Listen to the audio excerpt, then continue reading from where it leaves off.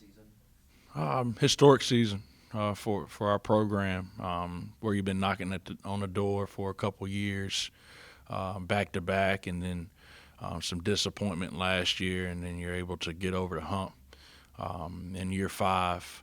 There's so many milestones that we hit along the way, but I thought this team deserved it probably more than any other team that I've coached. It was a fun year. I think from an individual standpoint, I think guys got rewarded. We'll have several guys playing pro next year.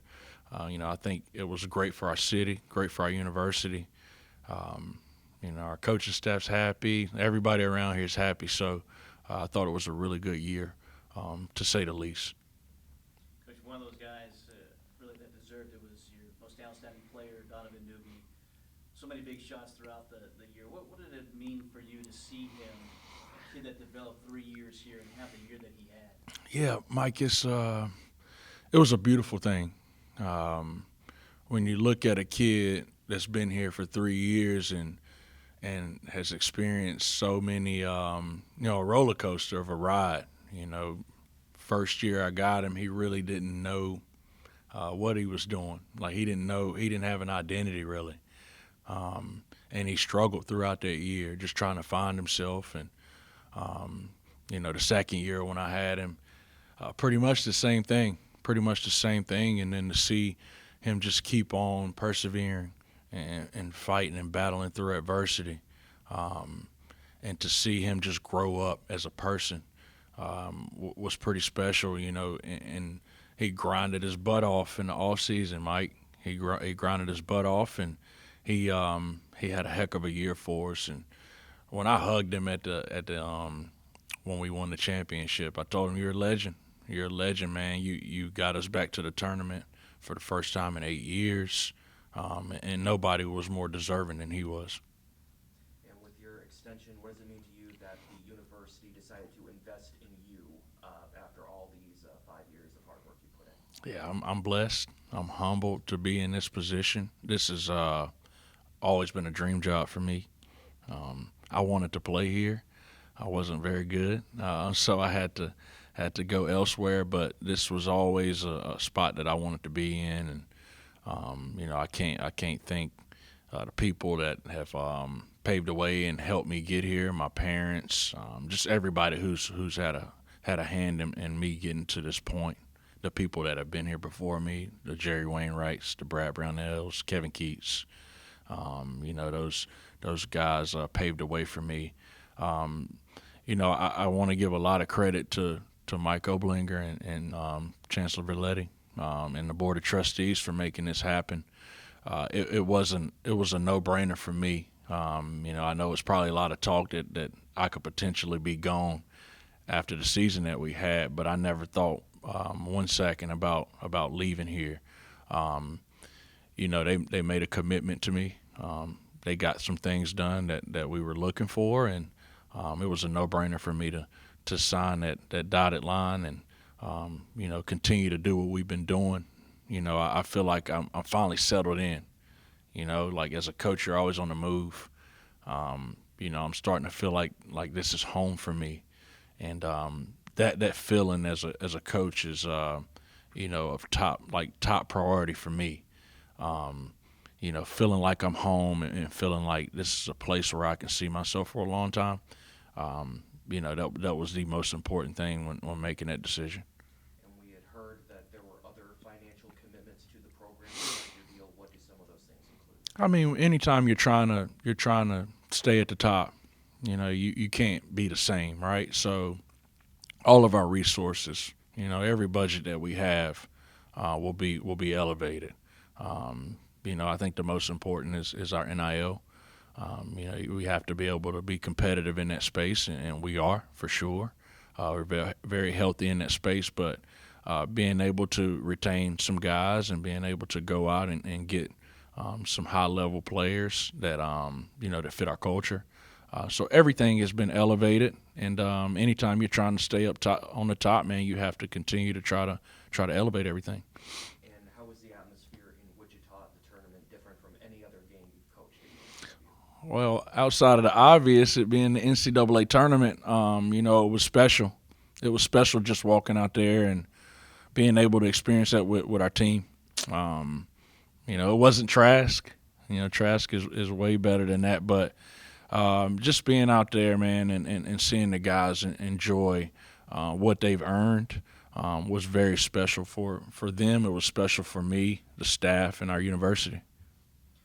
You talk about retaining and signing, almost sounds a little professional, but the continuity that you've had, not just you, but your assistant coaches, how does that aid you in what you're doing to, put another team together here? Yeah, Mike. The retention part of it is everything. It is. I've been blessed to have the same staff for a long time, and the players. I think about like Noah, Nolan, those type of guys that have been with me. They'll be seniors next year. Just thinking about when you have a culture that's set. When you have a standard, those guys can help you. And when you bring those new people in, those guys are, they're UNCW, our kind of guys. And so those guys help in so many ways. Like I can't even put it into words, but, having that retention is everything for our program.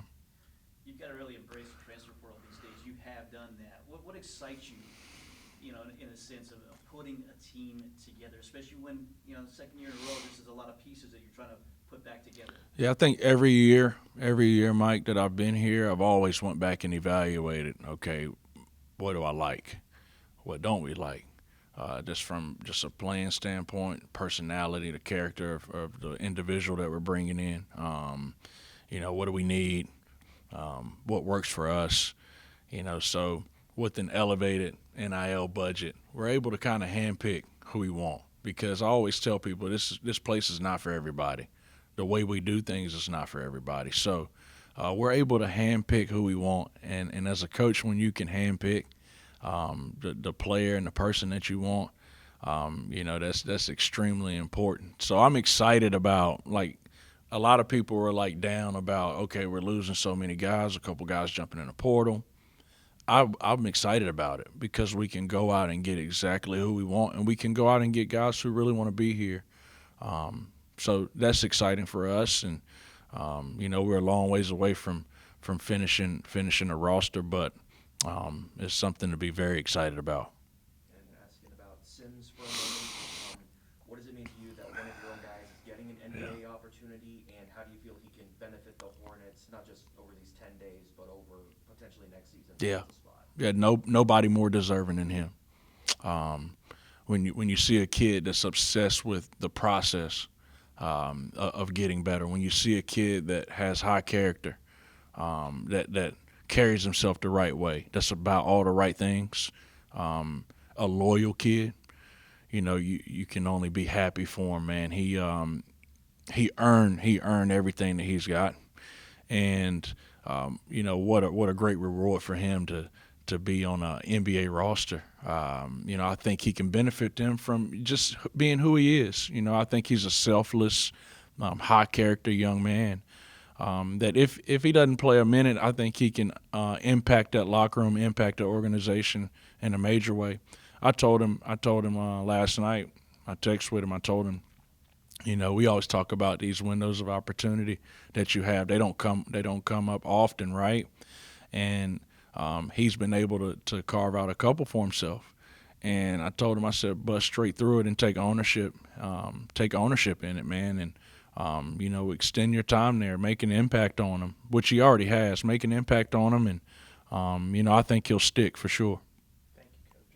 It feels like we don't talk about him enough. Yeah. About the impact that he's had here as well. Can you talk about that? And, again, maybe the turnaround kind of started with somebody like him. It did. He's somebody, Mike, that I hold dear to my heart. Like, when I first got here, the program was broken up.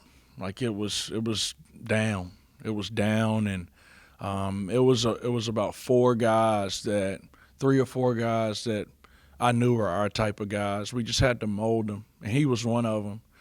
And he was the leader for that core group that we had. But he all I heard about him was how good of a kid he is, how much of an ambassador he is for UNCW and the program, and how much he wanted to be here.